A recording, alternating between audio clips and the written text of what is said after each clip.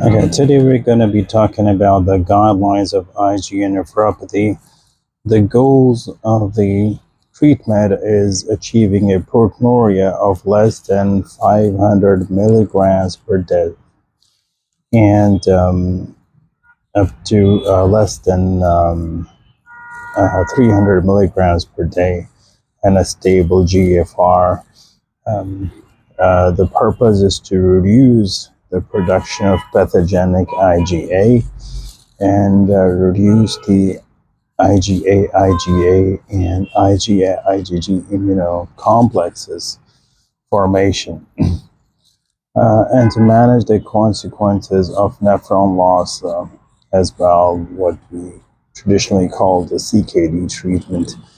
And then the mainstay of treatment today is budesonide, which is Nefecon, and the reduced dose corticosteroid therapy, as suggested by the testing trial, and MMF in the Chinese population, RAS blockade, SGLT2 inhibitors, and dual endothelin 1 and angiotensin receptor blockers.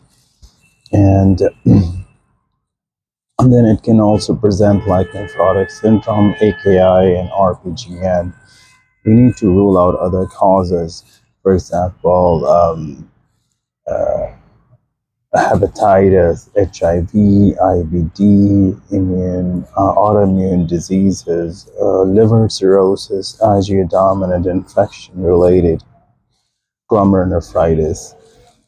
And then if you find a secondary cause, you treat the secondary cause or treat the primary process, which would treat the IgA nephropathy.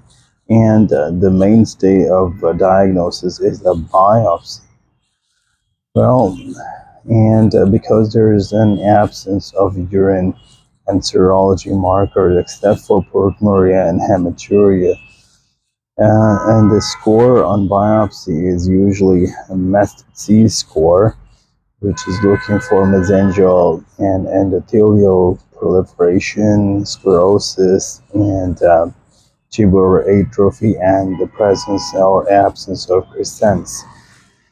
And then we have to quantify the progression risk using the International IgA Nephropathy Prediction Tool. And the MES score, as I've already talked about, is mesangial, endocapillary, segmental sclerosis, interstitial fibrosis, tubular atrophy, and crescents. The biopsy is